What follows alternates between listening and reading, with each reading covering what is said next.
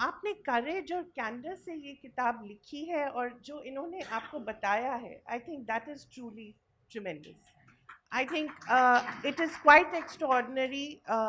Usha ji has lived her life on her terms, but to actually talk about how she has lived that life. And there are things that I thought I knew her so well, but there are things that I had not known at all, whether it was your ankle drop or your first marriage or, the Mangeshkar rivalry.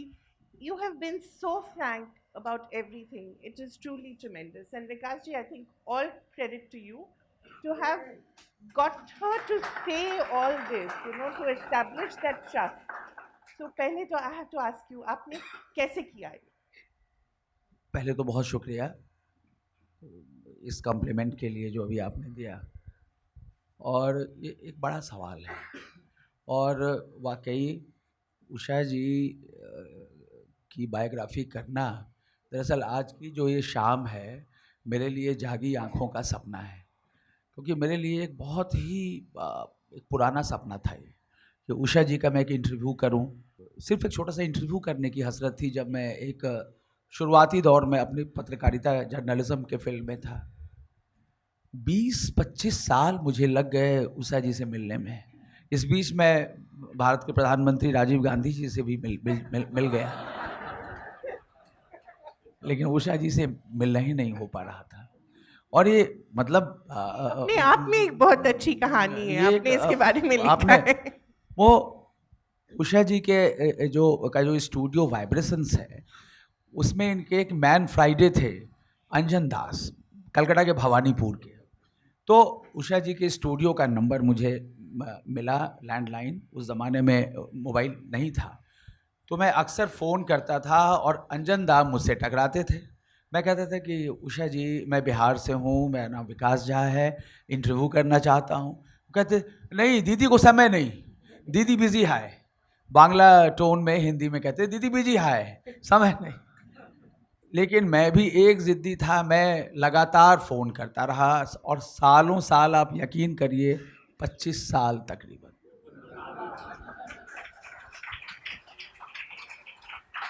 और साहब एक दिन मैंने फिर phone किया, तो इनके studio vibrations के जो कोई स्टाफ थे, मैंने कहा अंजन दा बोल रहे हैं, क्योंकि मैं बड़ा डरा रहता था उनसे। कहने लगे, उन्होंने कहा, कोई बंगाली मानुष थे, तो उन्होंने कहा ऊपर गया, वो ऊपर गया। अच्छा मुझे लगा कि शायद फर्स्ट फ्लोर पे होंगे। मैंने कहा अच्छा फर्स्ट फ्लोर पे हैं? कहा नहीं, वो फाइनल फ्लोर पे।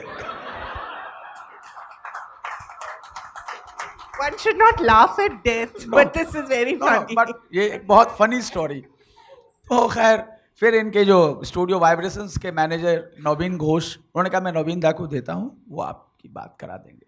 नवीन दा को मैंने ये बहुत दर्दनाक कहानी बताई कि 25 साल का किस्सा। तो नवीन दा ने कहा कि ऐसा है, मैं आपको दीदी का नंबर दे देता हूँ, आप ही उनसे बात कर लीजिए। फिर इनसे मेरी बात हुई और कावेरी जी आपने जो सवाल किया कि ये जो पूरी कहानी है, मैं सैल्यूट करता हूँ उषा जी को, क्योंकि मैं खुशकिस्मत हूँ कि मतलब ऐसी पर्सनालिटी पे बायोग्राफी। अभी हमारे भाई अशोक माहेश्वरी जी ने कहा कि मुझे हैरानी हुई कि विकास जी उपन्यास लिखते लिखते जीवनी में कहाँ चले आए, और वो भी उषा जी की जीवनी, जिस म्यूज़िक के बारे में शायद इन्हें कोई जानकारी भी नहीं होगी। बट यह एक कुछ डिवाइन फोर्स था, मैं समझता हूँ, क्योंकि वाकई पॉप म्यूज़िक के बारे में मुझे कोई आइडिया ऐसा नहीं था, और शास्त्रीय संगीत के बारे में भी कोई ख़ास नहीं है, लेकिन एक कुछ डिवाइन फोर्स था जो लगातार 25 सालों तक मुझको नॉक करता रहा, और मैं कोशिश करता रहा और आखिर कामयाब हुआ। और उषा जी से जो बातें हुई, और रियली मैं आपसे कहना चाहता हूँ कि ये इस किताब को लिखते हुए कावेरी जी, मैं एक बात के लिए हमेशा, हमारे देश के बड़े जाने माने पत्रकार बड़े भाई चंद्रशेखर जी यहाँ मौजूद हैं, और मैं ये कहता हूँ जीवनियों में क्या है कि एक खतरा रहता है कि बड़ी पर्सनालिटी पे जब आप लिख रहे होते हैं तो आज लिखने वाला इतना मुदित हो जाता है, इतना मुग्ध हो जाता है कि अरे ये तो बड़े ग्रेट हैं, अब ये तो भगवान हैं, मतलब ये गॉडेस हैं, ये गॉड हैं, और वो उसी तरह पे वो मतलब देवी सहस्त्र नाम की तरह जो है वो लिखने लगते हैं। बट यू नो, मैं इस बात के लिए कावेरी जी लगातार अलर्ट था कि ये सिर्फ एक तारीफ का पुलिंदा नहीं रह जाए, एक जेन्युइन स्टोरी हो। और मैं आपसे कहना चाहता हूँ कि यह एक उस साधारण स्त्री की कथा है जिसने अपने जीवन में अनेक असाधारण कार्य किए।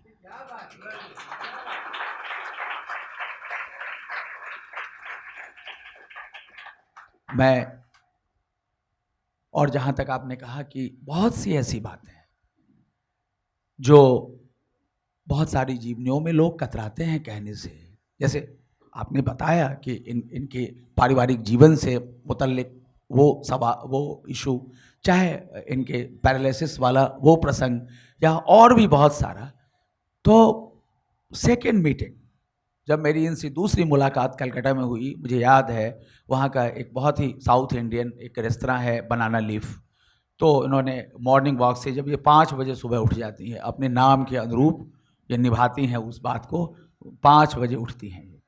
तो खैर ये रेडी होके तैयार होके इन्होंने मुझे कहा कि मैं मॉर्निंग वॉक करके 8 बजे बनाना लीफ में आऊँगी, और लगभग बनाना लीफ या फिर वाइज आउल ऐसे ही किसी रेस्तरां में, जबकि सुबह में बहुत भीड़ अफरा तफरी नहीं होती थी, तो सीटिंग होती थी, और स्टूडियो में, क्योंकि बहुत स्टूडियो में भी हम बैठते थे, बातें करते थे, लेकिन वहाँ बहुत इंटरप्शंस का भी रहता था हिसाब। सेकेंड मीटिंग में ही उषा जी ने मुझसे कहा, विकास जी मैं बहुत अपसेट हूँ। मैंने कहा, मैं तो परेशान हुआ। मैंने कहा कि क्या मैंने कोई गलत सवाल कर दिया आपसे? तो नहीं, आपने नहीं किया, आपने नहीं किया इसलिए मैं अपसेट हूं। मैंने कहा जैसे? तो इन्होंने कहा कि हमारे मैरिज के बारे में आप जानते हैं, हमारे फैमिली लाइफ के बारे में आप जानते हैं। मैं संकोच में था, और हिंदी पट्टी के लोग थोड़े संकोची स्वभाव के होते हैं, निजी जीवन के बारे में वो जल्दी वो आप न्यूज़ चैनल्स नहीं मैंने देखते करते हैं। मैं आपसे ये कहना चाहता हूँ, इसलिए एक घबराहट थी कि उषा जी से मैं कई सवाल करूं या ना करूं, लेकिन आई सैल्यूट उषा जी, इन्होंने खुद मुझे कहा कि मैं अपसेट हूं, क्योंकि वो सवाल ऐसे जो सेंसिटिव सवाल हैं मेरी ज़िंदगी से जुड़े हुए, वो आप नहीं कर रहे हैं। देन उसके बाद इन्होंने अपनी सारी जो स्टोरी बताई, मैं रोमांचित हो गया, और मैं कहना चाहता हूँ, और वो सारी कहानी उल्लास की नाव में है। Absolutely.